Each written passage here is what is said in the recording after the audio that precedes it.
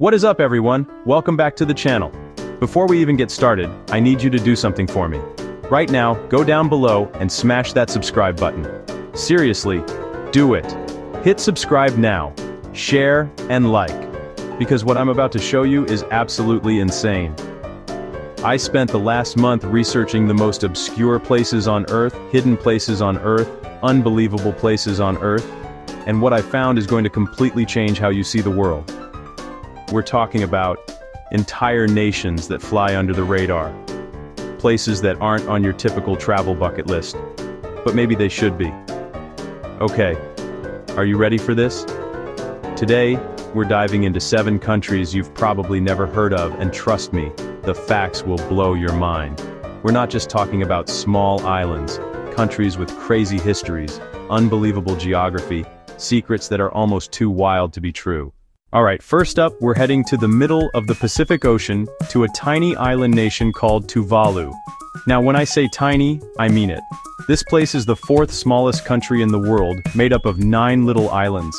Imagine a place so small that the highest point is only 15 feet above sea level. It's absolutely beautiful, crystal clear water and palm trees everywhere, looking like a literal paradise. But it's also facing a huge problem. Rising sea levels are threatening to swallow it whole. But here's where it gets crazy. Tuvalu, a country with limited resources, had a secret weapon, their internet domain name. Yes, you heard me right. The country code top-level domain for Tuvalu is TV. Think about it. Every major television network, every streaming service, every video creator in the world wants a TV address. It's digital real estate, and Tuvalu was sitting on a gold mine. In the year 2000, they made a deal that sounds like it's straight out of a movie. They leased the rights to their TV domain to a company for $50 million over 12 years. For a tiny nation, that amount of money was absolutely life-changing. It was a massive injection of cash needed for infrastructure, education, to keep the country running. This wasn't just a one-time thing either. They've continued to renew this deal, and .tv is a major income source. They even paid the fee to join the United Nations. Okay, for our second country, we're staying in the Pacific. Welcome to Nauru, the 3rd smallest country in the world, and the smallest island nation. This place has one of the most insane economic stories you will ever hear. For a brief moment in history, Nauru was, per capita, the richest country on the entire planet. So how did this tiny, isolated island become so wealthy? The answer is bird poop. I'm not kidding. Over thousands of years, guano became high-quality phosphate, fertilizer gold, and the world wanted a lot of it.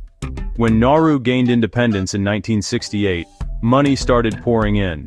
The trust fund grew to over $1 billion. The citizens paid no taxes. Healthcare was free. Education was free. They even ran Air Nauru with Boeing 737s. But here's the tragic twist. The wealth was mismanaged. Bad investments, failed projects, and unbelievable extravagance. A government minister even funded a London musical that completely flopped. Meanwhile, they were literally shipping their island away. By the early 2000s, the phosphate was gone, and so was the money. The trust fund was empty, the country was bankrupt. One of the most dramatic boom and bust stories in modern history. Today, Nauru faces immense environmental and economic challenges. It shows that wealth isn't just about what you have, but how you manage it for the future. Let's leave the Pacific and travel all the way to the Indian Ocean, just off the coast of East Africa. Here we find our 3rd country, Comoros. It's a volcanic archipelago of 3 main islands, stunning beaches, lush green mountains, nicknamed the Cloud Coup country, over 20 coups since 1975. But not politics, the mind-blowing fact, the Perfume Isles. World's largest producer of ylang-ylang oil. If you've smelled a high-end perfume like Chanel No. 5, there's a good chance you were smelling Comoros.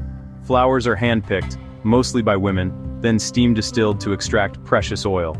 It takes about 100 kilograms of flowers to produce just 2 kilograms of oil. Hugely valuable. The scent is complex, rich, floral, a key ingredient perfumers cannot get enough of. A multi-billion-dollar industry relies on these tiny islands.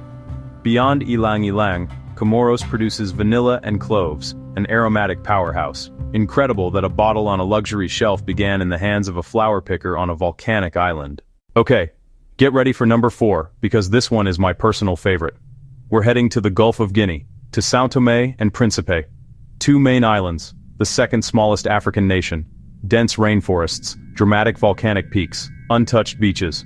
It's like stepping into a lost world. Now, for the mind-blowing fact, the highest density of endemic species of any country in the world. Endemic means found nowhere else on Earth. Home to the world's smallest ibis and the world's largest sunbird. A São Tomé shrew unique enough for its own genus. Countless frogs, lizards, and snakes found only here. Over 120 plant species exist only here, including a giant begonia up to 10 feet tall. It's an evolutionary laboratory. Fragile, protected by parks and conservation projects. This isn't just a country. It's a sanctuary for the weird and wonderful. Our 5th country takes us back to the vast Pacific Ocean. Say hello to Kiribati. 33 coral atolls scattered across a huge ocean area. Tiny land, massive exclusive economic zone. Most islands are just a few feet above sea level. Extremely vulnerable to climate change. Mind-blowing geography. Kiribati sits in all 4 hemispheres: northern, southern, eastern, and western. The international date line once split the country. Some islands were a day ahead of others. So in 1995, Kiribati bent the date line around itself, uniting the nation under one day. Millennium Island became the first place to see the year 2000. While the world counted down, Kiribati was already there. The audacity to move time. Kiribati didn't just sit on the map, it literally remade it. Let's travel to the Horn of Africa for our 6th country, Djibouti. Hot, dry, barren, vast salt flats and dormant volcanoes, few natural resources.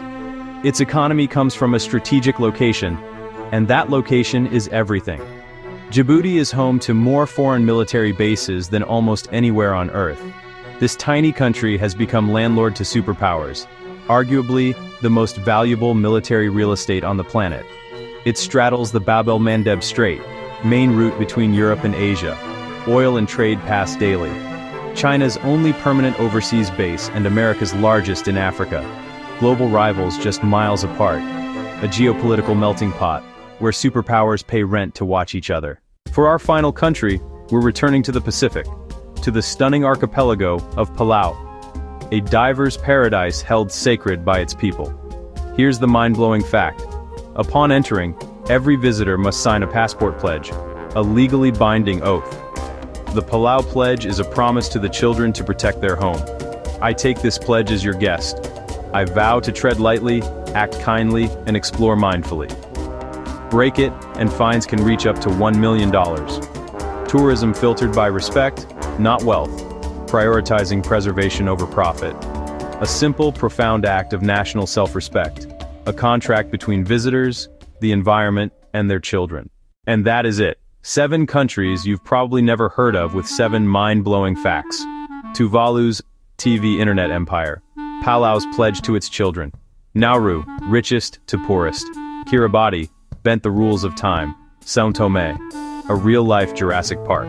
Thank you so much for coming on this insane journey. If you enjoyed it, make sure you are subscribed so you don't miss the next crazy video. Now I have to ask you, which of these countries surprised you the most? Let me know in the comments below.